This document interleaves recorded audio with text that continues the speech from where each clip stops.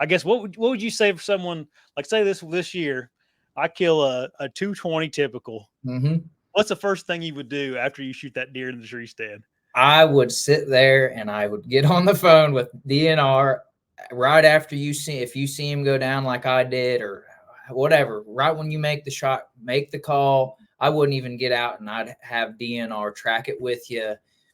No questions asked. Even if there's, we don't have somebody on, in that area, get them here. I'm not even going to go look for it. Get them here. Yeah. Yep. I was thinking about that the other day. Like, man, anymore, you'd have to do something. Like, you'd have to get your ducks in the order quickly. Oh yeah. Well, that's like once I killed mine, that next day I called DNR.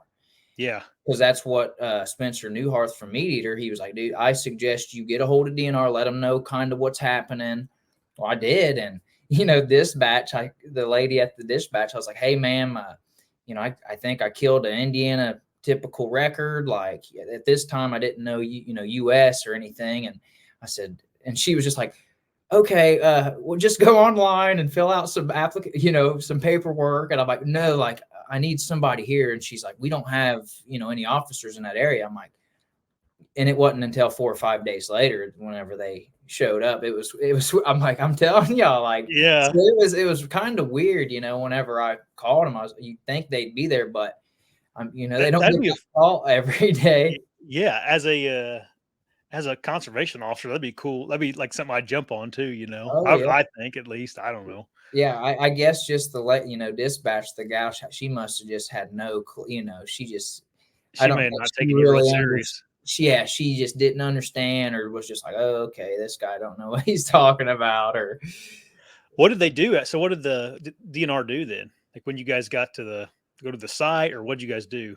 so whenever they first contacted me, I was actually back in Nashville. I was recording a couple songs, and it was like 5 days later. I went down on that Tuesday, and then I came back. So shot him on Thursday, and it was that like Wednesday or Thursday of that next week. They contacted me, like, "Hey, we're at your house here in Indiana." I'm like, I'm in Nashville recording a couple songs. I'll be home in a day or two. And they're like, well, we're going to the site, to the woods. And I said, all right. So we were dropping pins, text messaging back and forth. And I was dropping them pins. Here's my tree. Here's my gut pile. And they found everything just through. Oh, really? Yep. It was crazy. And so they texted me back and forth like, you're confirmed good to go. And we were good. And that was, 4 or 5 days after I killed the deer.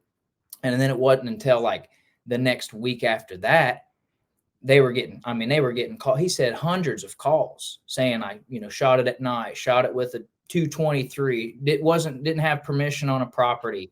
All these, BS stories. Yeah. So he's like, hey, I want to talk to you again. I said, well, come over. I was home at this time in Indiana, and I was like, well, come on over.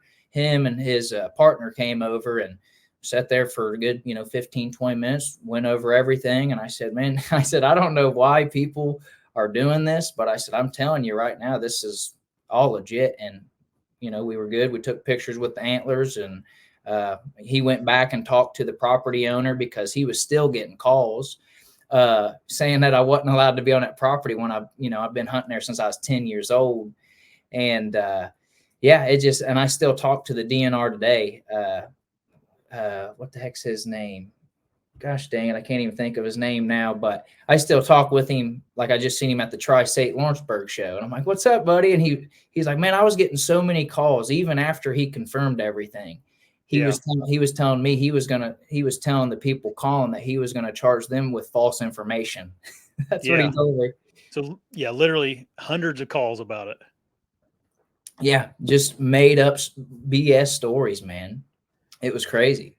And see that should put some things in perspective for like the guy, the Alexander buck right now. I guarantee the same thing happened to that kid.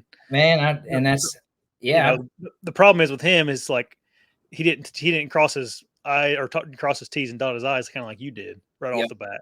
Yep. And I've been talking with CJ, right after he killed that deer, he was on, talking to me on Instagram, asking me, questions, what he should do. And I just explained everything to him, just exactly what I did. And that's just what I told him. So yeah, I'm anxious to see what comes out of all that. But yeah, it's super weird it's taking this long. Like, yeah, kind of like blown under the rug now. Like kind of people are forgetting about it. Yeah. Deer season's passed for a while now and everything, Mhm. but